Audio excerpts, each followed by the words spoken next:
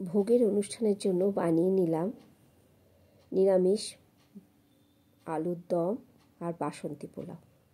আলুর দমের জন্য নিয়েছি মিক্সির জারে অল্প করে পোস্ত, চারমগজ, কাজু, কিশমিশ আর প্লেন বাদাম। তার সঙ্গে নিয়ে নিলাম গোটা গোলমরিচ 4-5টা, আদা, কাঁচা লঙ্কা, একটা শুকনো লঙ্কা। ভালো করে বেটে নিলাম। একটা বাটিতে টক দই 2 চামচ নিয়ে 1 চামচ জিরের গুঁড়ো, ধনের গুঁড়ো আর মৌরি গুঁড়োর সঙ্গে লবণ দিয়ে ভালো করে মিশিয়ে নিলাম। কড়াইতে সরষের তেল দিয়ে তার মধ্যে জিরে ফোড়ন, এলাচ আর তেজপাতা দিয়ে দিলাম।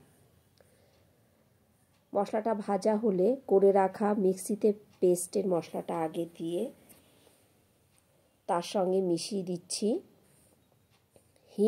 কিছুটা হিং দিয়ে দিলাম আর টমেটো সস দিয়ে দিলাম 4-5 চামচ। ভালো করে মশলাটা কষিয়ে নিয়ে সিদ্ধ করে রাখা আলু, নুন আর হলুদ দিয়ে সিদ্ধ করে রেখেছিলাম আলুটা ছেড়ে দিয়ে বাটির মশলাটাও দিয়ে ভালো করে নাড়াচাড়া করে নিচ্ছি।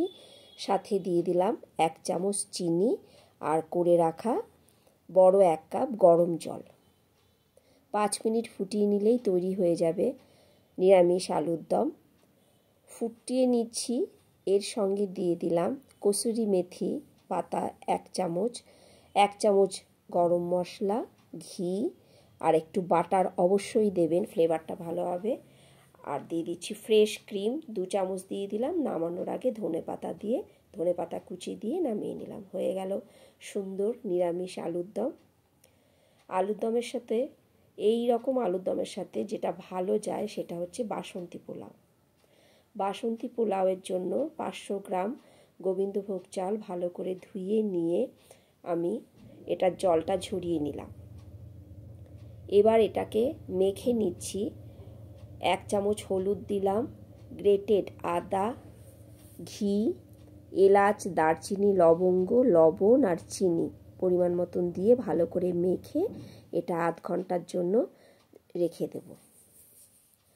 আধ ঘন্টা পর কড়াইতে সাদা তেলের সঙ্গে একটু ঘি নিয়ে নিয়েছি, সাদা বা রিফাইন তেলের সঙ্গে।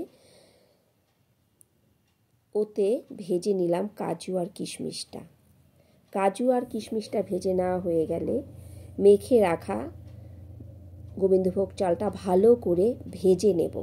সুন্দর করে ভেজে নেওয়ার পর গরম জল দিয়ে দিতে হবে। পুরো 500 গ্রাম চালে পুরো ডবল পরিমাণ গরম জল, মানে 1 লিটার গরম জল দিয়ে 10 মিনিট ফুটিয়ে নেব। চাল ভালো রকম সিদ্ধ হয়ে গেলে নামানোর আগে ঘি, গরম মশলা, একটু গোলাপ জল দিয়ে নামিয়ে নিলেই বাসন্তী পোলাও তৈরি। ভালো লাগলে এভাবে করবেন, করে কমেন্ট করবেন আপনাদের কেমন লাগলো। চলি, আবার দেখা হবে অন্য কোনো রেসিপিতে আপনাদের সঙ্গে।